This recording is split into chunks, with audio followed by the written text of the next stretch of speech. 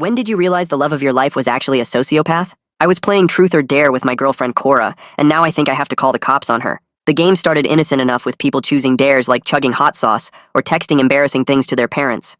As the night went on and more drinks were consumed, the questions got more personal. Sarah asked her boyfriend about his worst breakup. Jacob admitted he'd cheated on his boyfriend with a professor college. Everyone was getting loose and sharing secrets they'd normally keep hidden. Cora kept giggling and leaning against me, seeming totally relaxed. Then it was Ralph's turn to ask Cora a truth question. He got this mischievous look and asked what the freakiest thing she'd ever done in bed was. Everyone laughed and expected her to say something tame or refused to answer. But Cora took another sip of her drink and got this proud smile on her face. "I took off his rubber without him noticing," she said, pointing at me. The room went quiet for a second. I felt my face get hot as I processed what she'd just said. That had never happened, at least not that I was aware of. We'd always been careful about protection since neither of us wanted kids yet. I turned to look at her, confused and uncomfortable. "What do you mean?"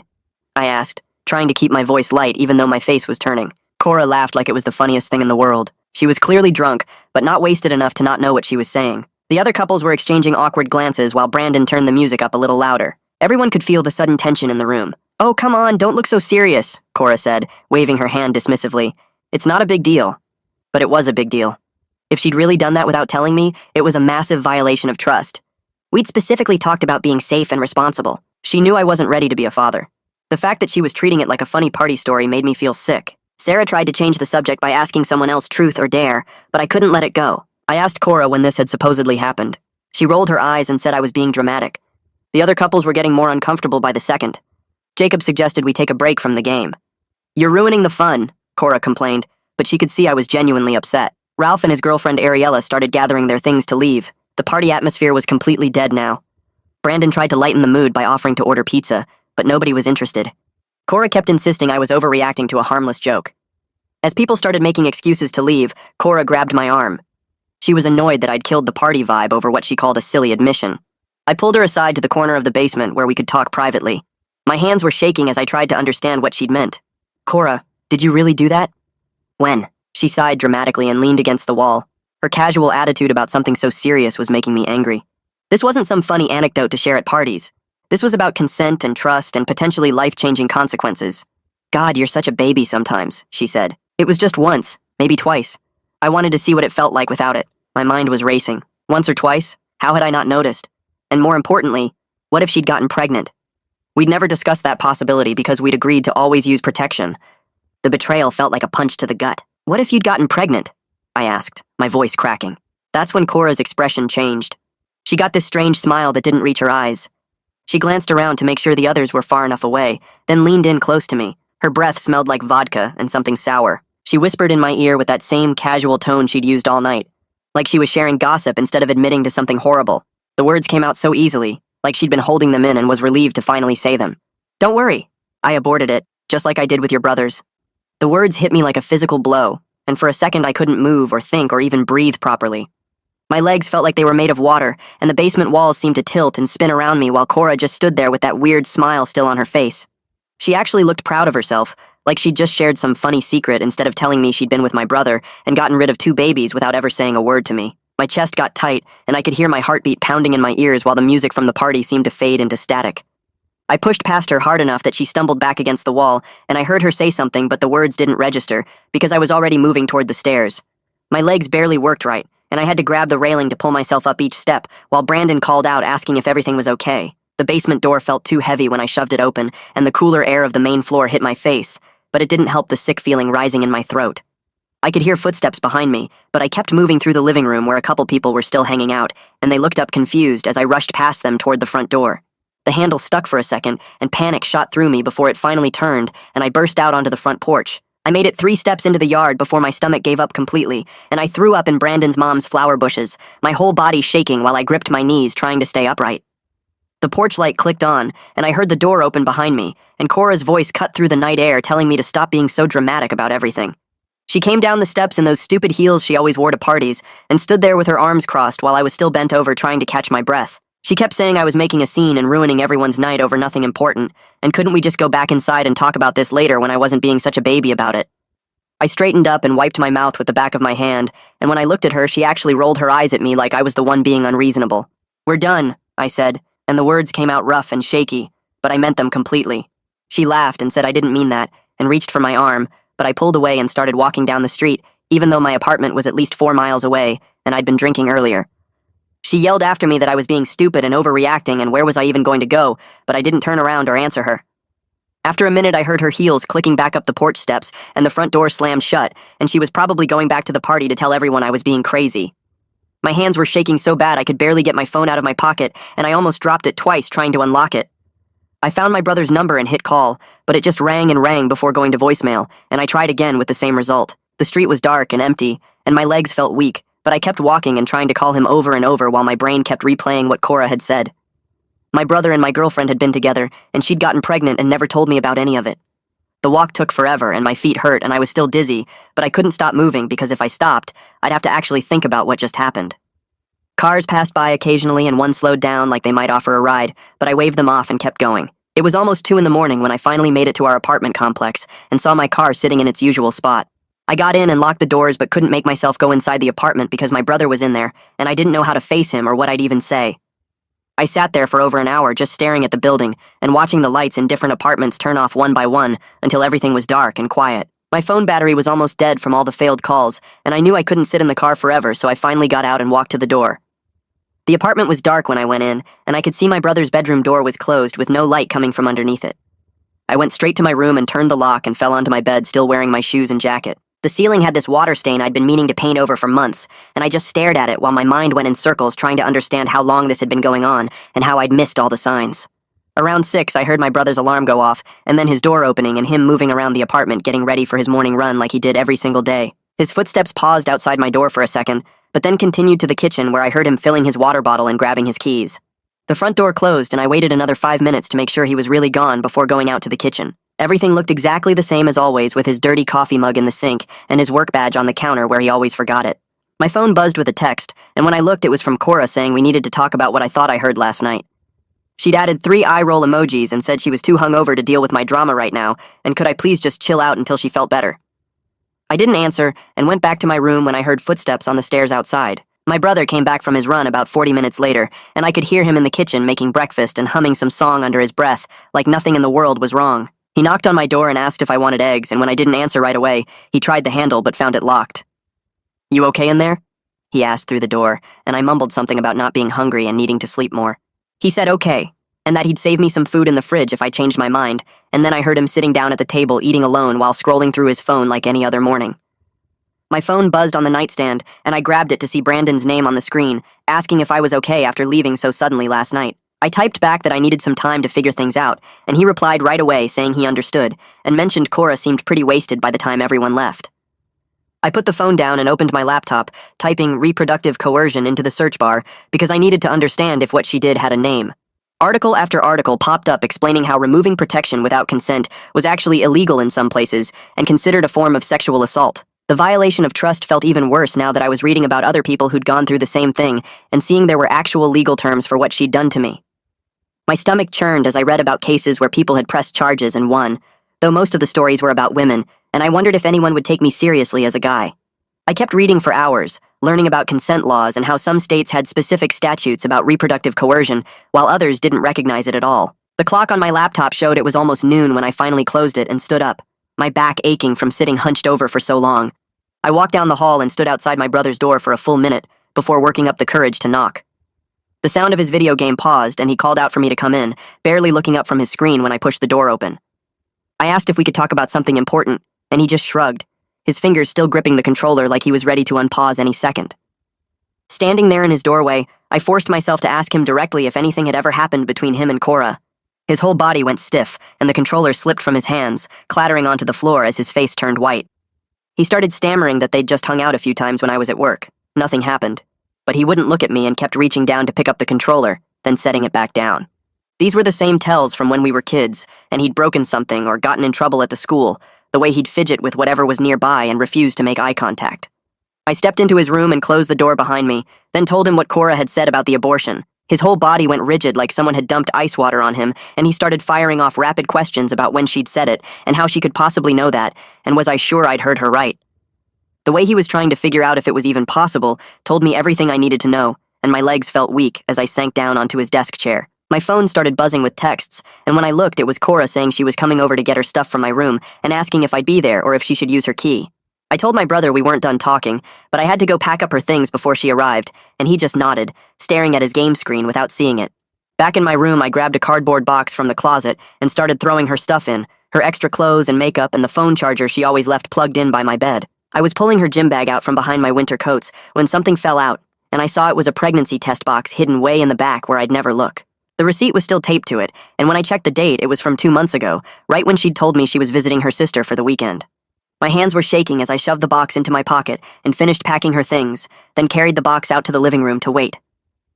20 minutes later, I heard her key in the lock and she walked in like everything was normal, asking why I was being so weird and saying we needed to talk about my overreaction last night. I handed her the packed box without saying anything, and she rolled her eyes, muttering that I was being ridiculous and dramatic over nothing. That's when I pulled the pregnancy test box from my pocket and held it up, watching her face as she saw what it was. She just shrugged like it was no big deal and said she'd had a scare but handled it, acting like I should be grateful she didn't bother me with it. The casual way she said handled it made my skin crawl, and I asked her what that meant exactly, though I already knew the answer from the way she was looking at me with that same dismissive expression from last night. I asked her what else she was hiding from me and pointed at the door, telling her to get out of my apartment right now. She rolled her eyes again and said I was acting like a child over something that happened months ago and didn't even matter anymore. My hands were shaking as I grabbed the cardboard box and shoved it into her arms, then asked her point blank if anything happened between her and my brother. Her face changed for just a second before she got that defensive look and crossed her arms over the box. She said whatever happened between them was none of my business anymore since we were broken up now anyway. The way she said, whatever happened, made my stomach drop because it basically confirmed something did happen. I told her she had 10 seconds to leave before I threw her stuff out the window. She grabbed the box tighter and called me pathetic, then turned and walked toward the door, making sure to slam it hard enough that the pictures on the wall shook. The second she was gone, my brother's door creaked open, and he stepped into the hallway looking like he was going to throw up. His face was pale and he kept opening his mouth like he wanted to say something, but couldn't find the words. I asked him straight up what happened between them, and he started rubbing the back of his neck. That thing he always did when he was nervous. He said they kissed once when they were both drunk at that house party I missed because of work. His voice cracked when he said it was just kissing and nothing else happened, but he couldn't look me in the eye. I told him I knew he was lying and walked past him to my room, slamming my own door now. My laptop was still open on my desk, so I pulled up the Campus Health Center website and started looking for appointment slots. The whole thing with Cora had me thinking about what else she might have done without telling me. I found the STI testing page and booked the earliest appointment they had, which wasn't for 3 more days. My phone kept buzzing with texts from my brother, but I ignored them all. Later that night, he knocked on my door saying dinner was ready, but I couldn't even think about eating. My stomach felt like it was full of rocks, and the smell of whatever he'd cooked just made me feel worse. I heard him walking back and forth in the hallway for a while before everything went quiet. Around midnight, I heard paper sliding under my door, and when I looked, it was a note in his messy handwriting. He wrote that he was sorry and wanted to explain everything when I was ready to listen. I crumpled it up and threw it in my trash can, then grabbed my phone to call Riku. He picked up on the 3rd ring even though it was late, and asked what was wrong without me even saying anything. I told him I needed somewhere to crash for a few days, and asked if his couch was free. He said yes immediately and told me I could come over whenever, no questions asked. That meant a lot because most people would have wanted details right away. I started throwing clothes into my gym bag along with my laptop and charger. My brother must have heard me moving around because he knocked again and asked if we could talk. I opened the door with my packed bag over my shoulder and told him I needed space to think. His face just crumpled when he saw the bag, and he started saying he understood and would be here whenever I was ready. I pushed past him without saying anything else and left. The drive to Riku's place took 20 minutes, and I spent the whole time gripping the steering wheel so hard my knuckles turned white. When I got there, Riku had already set up the couch with blankets and a pillow. He handed me a beer, and we sat down in his living room where I finally told him everything that had happened. I started with the party, and Cora's confession, then the abortion bombshell, and finally what she'd said about my brother. Riku listened without interrupting once, just nodding and letting me get it all out. When I finished, he set down his beer and said what Cora did was a fundamental violation of trust and consent. He said my anger was completely justified, and I shouldn't feel bad about kicking her out or needing space from my brother. Then he mentioned his cousin went through something similar with an ex who had messed with birth control on purpose. He said she ended up filing a police report, and the guy actually got charged with something. Riku pulled out his phone and scrolled through his contacts, then wrote down a name and number on a piece of paper. He said Detective Lane Crawford specialized in these kinds of cases and might be able to help if I wanted to pursue it. I took the paper, but wasn't sure what to do with it. The next day, I kept picking up my phone to call the number, then putting it back down. Part of me wanted to just forget the whole thing and move on with my life. But another part knew what she did was seriously wrong and might even be criminal. I spent hours going back and forth, even typing the number in twice before deleting it. 3 days later, my health center appointment finally came around. The nurse who saw me was really professional when I explained why I needed comprehensive testing. She didn't judge or ask unnecessary questions, just marked everything down on her clipboard. After taking blood and urine samples, she mentioned they had counselors who specialized in reproductive coercion if I wanted to talk to someone. She said what happened to me was more common than people realized, and talking to someone might help me process it. I took her card and made an appointment with Mia Garrison for the next morning at 10. The counseling office was in a small building behind the main health center, with plants everywhere and soft lighting. Mia was younger than I expected, with short dark hair and glasses that kept sliding down her nose. She had me sit in this big blue chair across from her desk, while she pulled out some forms and a yellow legal pad. I started telling her about the party, and what Cora had said about removing protection without telling me. Mia stopped writing and looked right at me with this serious expression on her face. She said what Cora did was called reproductive coercion, and it was a serious violation of consent. She pulled out a folder from her desk drawer and handed me several papers about sexual assault resources. I stared at the papers, feeling weird about those words being connected to what happened to me. Mia explained that taking off protection without permission was actually a form of sexual assault in many places. She said lots of people don't realize how serious it is because society doesn't talk about it enough. My hands were shaking as I read through the resources she'd given me. Mia noticed and pushed a box of tissues across the desk, even though I wasn't crying yet. She said my feelings of betrayal and violation were completely normal trauma responses to what happened. She wrote down a crisis hotline number on a sticky note and pressed it into my hand. We scheduled another appointment for the following week, and she walked me to the door saying to call any time if I needed to talk. I sat in my car in the parking lot for 20 minutes just staring at the papers she'd given me. That evening, while I was heating up leftover Chinese food at Riku's place, my phone buzzed with a text from my brother. He said Cora's friend Sydney Madden had come by the apartment looking for me and seemed really mad. He wrote that he didn't tell her where I was staying, but she kept pushing for information. I deleted the text without responding and went back to eating my food. About an hour later, my Facebook Messenger started going crazy with notifications. Sydney had found me through mutual friends and sent this huge long message about how I was being unfair to Cora. She said I was blowing everything out of proportion and that Cora was devastated by how I was treating her. The message went on for 3 paragraphs about how Cora was crying all the time and couldn't eat or sleep. Sydney called me controlling and said I was punishing Cora for a drunken joke that meant nothing. I took screenshots of everything before blocking her on all social media platforms. The next morning, I pulled out the paper Riku had given me with Detective Crawford's number on it. I dialed it 3 times before actually letting it ring through. Detective Crawford answered with this deep voice, and I stumbled through explaining who I was and why I was calling. He said he remembered Riku's cousin's case and suggested we meet at the station to discuss my options. 2 days later, I walked into the police station downtown, feeling like everyone was staring at me. Detective Crawford was this tall guy with gray hair who met me in the lobby and took me to a small interview room. He had me go through everything that happened at the party while he took notes on a laptop. He explained that what Cora did could qualify as reproductive coercion, which was becoming more recognized legally. He said cases like mine were really hard to prosecute because it often came down to one person's word against another's. He'd need to interview everyone who was at the party to see if anyone heard Cora's confession clearly. The whole process could take months, and he asked if I was prepared for that kind of timeline. I said yes, even though my stomach was doing flips thinking about this dragging on for months. He gave me his card and said he'd be in touch after talking to the other party guests. 3 days after that, the health center called saying my test results were ready. The nurse went through everything and said all the STI tests came back negative, which made me feel relieved. She reminded me that some things take longer to show up and scheduled another test for 3 months out. She marked it in their system and gave me a reminder card to stick on my fridge. A week went by before I finally answered one of my brother's texts saying we could meet to talk. I picked a coffee shop downtown that was always busy, so we'd have to keep things civil. When I walked in, he was already there in a corner booth looking terrible. His hair was messy, and he had dark circles under his eyes like he hadn't slept in days. He started apologizing before I even sat down, saying he was so sorry over and over. I told him to stop and just tell me the truth about what happened with Cora. He stared at his coffee cup for a long time before admitting they'd slept together once 3 months ago. He said it happened when I was away at that work conference in Seattle. They were both drunk, and it was a stupid mistake he'd regretted every single day since then. The timeline hit me like a punch in the gut because 3 months ago was exactly when Cora would have gotten pregnant. My hands went cold as I realized she might have been telling the truth about both pregnancies after all. My brother's face just crumpled and he started crying right there in the coffee shop with people staring at us. I pushed my chair back from the table and told him I needed more time before I could even think about forgiving him. He nodded while wiping his face with a napkin and said he was going to stay with our parents for a while to give me space at the apartment. The barista came over to ask if everything was okay, and I just shook my head and left some cash on the table. My brother stayed sitting there as I walked out into the bright afternoon sun. Back at Riku's place, I found a voicemail from Detective Crawford saying he needed to talk to me about something important. When I called him back, he explained that Sydney and Cora had been posting about me on social media all morning. They were calling me controlling and abusive and making up stories about how I'd been a terrible boyfriend. He said he was documenting everything because it could actually help show a pattern of harassment if we needed it for the case. I spent the next hour going through my social media accounts and blocking both of them on everything. My phone rang while I was doing this, and it was my dad calling from his office. My brother had just shown up at our parents' house and told them he was moving back home for a while.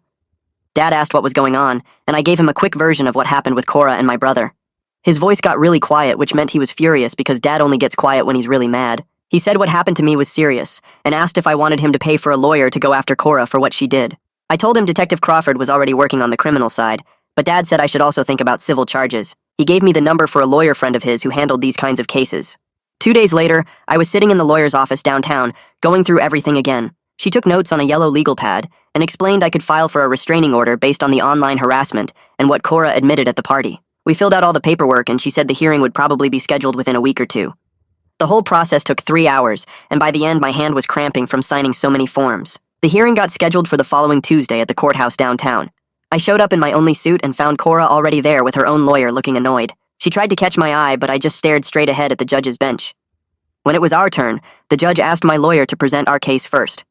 She laid out everything that had happened, including the confession at the party and the social media posts. Cora's lawyer tried to paint me as vindictive and said I was just trying to get back at her for breaking up with me. The judge asked Cora directly if she'd posted those things online, and she admitted she had, but said it was just venting. The judge looked at the screenshots my lawyer had printed out and frowned at some of the things Cora had written about me. After about 20 minutes of back and forth, the judge granted me a temporary protection order. Cora had to stop contacting me completely and remove all the social media posts within 24 hours. Her lawyer whispered something to her, and she looked really mad but didn't say anything else. Sydney kept posting stuff but was careful not to mention me directly anymore, which my lawyer said was smart on her part. I started seeing the therapist that Mia had recommended and went twice a week at first. Some sessions were really hard and I'd leave feeling worse than when I went in. Other times I felt like I was actually making progress understanding what had happened to me. The therapist helped me see that what Cora did was a serious violation, and my feelings about it were totally valid. She gave me exercises to do at home when I felt overwhelmed by everything. 3 weeks after the restraining order hearing, Detective Crawford called with an update. He'd interviewed everyone from the party, and several people had heard Cora's confession clearly. Combined with the harassment and some other evidence he'd found, he felt they had enough to forward the case to the prosecutor. He warned me the legal process would be slow and could take months before anything actually happened in court. But he believed we had a strong foundation for the case, and the prosecutor would probably take it seriously. That same week, my dad called to say my brother had sent a letter for me through him. Dad said he hadn't read it, but my brother wanted me to know he'd written it. I drove to my parents' house when I knew my brother would be at his job and picked up the envelope. Back at Riku's, I opened it and found 3 pages of my brother's messy handwriting. He took full responsibility for what he'd done and said he knew he'd destroyed our relationship. He wrote that he'd started seeing a therapist too and was trying to understand why he'd made such a terrible choice. He didn't ask for forgiveness or try to make excuses, which I actually respected. He just wanted me to know he was working on himself and would give me all the space I needed. I folded the letter back up and stuck it in a drawer, not sure how I felt about it yet. 2 days later, Crawford called to say the prosecutor was moving forward with charges and they'd be arresting Cora that afternoon. I watched from my car as 2 officers walked up to her apartment building around 3 o'clock and came out 20 minutes later with Cora in handcuffs looking mad as hell. She saw my car and started yelling something, but the officers put her in the back of their patrol car before I could hear what she was saying. Crawford texted me that she'd probably make bail by evening since reproductive coercion wasn't considered a violent crime and she didn't have any prior arrests. Sure enough, her parents posted the $10,000 bond, and she was out by 8 that night posting on social media about how the system was broken and men could weaponize the courts against women. The trial date got set for 2 months out, which meant I had to keep dealing with this mess through the holidays. Riku showed up at my apartment the next weekend with his truck and a bunch of boxes saying we were getting me out of the place I'd shared with my brother. We packed everything I owned in about 4 hours while my brother stayed at our parents' house to avoid the awkwardness. The new apartment Riku helped me find was smaller, but in a better part of town near a park where I could go running to clear my head. Moving my bed into the new place felt like starting over, even though I still had boxes of stuff that reminded me of Cora and my old life. Riku stayed to help me set up the TV and put together the cheap desk I'd bought online. 3 weeks into living at the new place, I got a call from my lawyer saying Cora's attorney wanted to discuss a plea deal. They were offering to have her plead guilty to a lesser charge in exchange for 2 years probation and mandatory counseling instead of potential jail time. My lawyer explained that trials were expensive and stressful, and this would guarantee she'd face consequences while also getting help for whatever made her think her actions were okay. I told her I needed time to think about it and spent the next few days going back and forth in my head. My therapist helped me work through what I really wanted from this whole situation during our next session. She asked if seeing Cora in jail would actually make me feel better, or if I just wanted acknowledgement that what she did was wrong. My dad drove up to have dinner with me, and we talked about it over Chinese takeout at my new kitchen table. He said whatever I decided he'd support, but reminded me that dragging this out in court would keep the wound fresh for months. After sleeping on it for another 2 nights, I called my lawyer and said I'd accept the plea deal if Cora had to publicly admit what she did and register as a sex offender. The plea hearing happened on a Tuesday morning 3 weeks later at the courthouse downtown. Cora showed up in a conservative black suit, looking nothing like the party girl who'd laughed about violating me that night in Brandon's basement. The judge made her stand and read a statement, admitting she'd removed contraception without consent, and understood this was a form of sexual assault. Her voice was flat, and she kept looking at her lawyer instead of me, but at least the words were on record now. The judge accepted the plea and sentenced her to 2 years probation with mandatory weekly counseling and registration as a sex offender, which would follow her for at least 10 years. Cora's parents glared at me as they left the courtroom, but I didn't care what they thought about their daughter facing consequences for her actions. That night, I got an email from my brother with a subject line just saying sorry again. He wrote that he'd seen the news about Cora's plea and wanted me to know he was still in therapy working through his own issues that led to betraying me. I didn't respond right away, but after a week I wrote back saying I appreciated him taking responsibility, and maybe we could talk in a few months when things weren't so raw.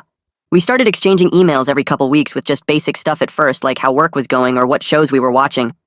Neither of us mentioned Cora or tried to pretend things would go back to normal, but it was something. 6 months after that horrible party, I was sitting in a circle of metal chairs in a church basement with 7 other guys who'd gone through similar experiences with reproductive coercion. The support group met every Thursday, and hearing their stories made me realize how common this actually was and how rarely people talked about it. One guy's wife had lied about being on birth control for 3 years, trying to trap him in the marriage. Another man's girlfriend had retrieved used condoms from the trash to try to get pregnant without his knowledge. I even started dating again, though it took me 4 months after the plea hearing to download the apps and another month to actually meet someone for coffee. On first dates, I was upfront about valuing consent and communication, which scared some women off, but attracted others who appreciated the honesty.